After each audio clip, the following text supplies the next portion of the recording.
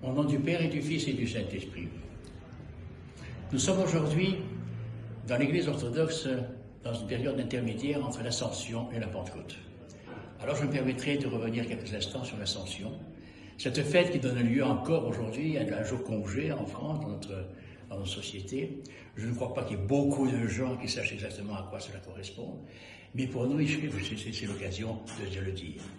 Et l'instant, l'épisode est tout à fait extraordinaire, parce qu'au fond, ce jour-là, le Christ qui est venu dans le monde, qui s'est fait homme, le jour de la Nativité, qui a enseigné pendant 3 ans, qui a fait des miracles, et qui surtout, après avoir été rentré dans les fondements de Jérusalem, sera crucifié, n'est-ce pas? Et ensuite ressuscité. Et après la résurrection, il reste 40 jours. Et donc, pourquoi est-il venu? C'est là où il faut le rappeler. Il est venu pour sauver le monde. Sauver le monde de quoi? De la chute. C'est que c'est la chute. C'est la séparation d'avec Dieu. C'est ça le péché.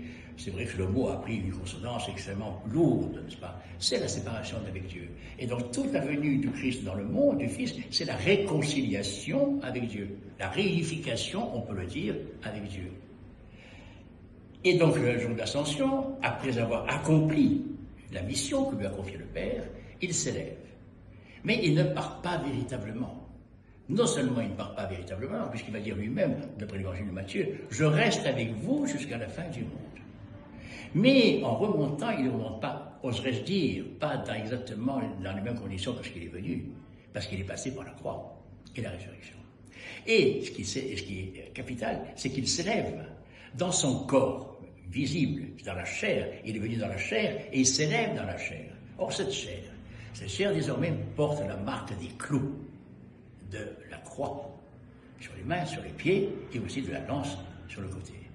Et cette marque des clous, elle est là pour rappeler que cette crucifixion qu'il a subie de par les hommes, mais qu'il a pardonnée, car il invoque le Père lui-même pour dire « Père, pardonne-leur, ils ne savent pas ce qu'ils font ». Extraordinaire.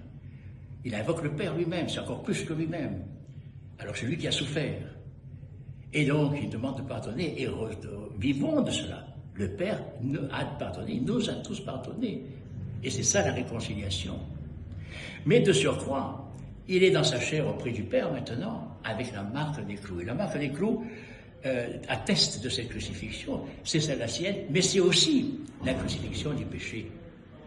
Le Christ a crucifié, c'est ça notre théologie fondamentale. Le Christ a crucifié sur la croix le péché, d'où d'ailleurs la croix. Parce qu'on se dirait, pourquoi ce scandale? Eh bien parce qu'il fallait qu'il passe par là, c'était une condition de la réconciliation, pourrait-on dire. Et donc il a crucifié sur la croix le péché.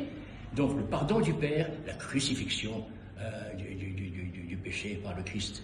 Nous sommes libérés. Et maintenant, nous sommes dans l'attente. Dans l'attente, nous, dans l'Église orthodoxe, donc c'est déjà fait, nous sommes dans l'attente de la venue du Saint-Esprit qu'il a annoncé. Et il avait dit d'ailleurs, il est bon pour vous que je parte auprès du Père, car alors je vous enverrai un autre consolateur, le Paraclet, l'Esprit de vérité, qui procède du Père, qui vous enseignera toutes choses et qui vous rappellera tout ce que je vous ai dit.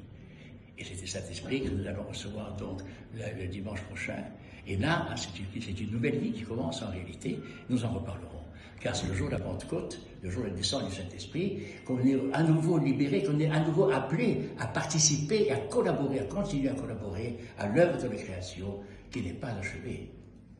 Voilà. Alors soyons dans la joie avec les disciples qui reviennent à Jérusalem aujourd'hui et attendons le Saint-Esprit. Amen.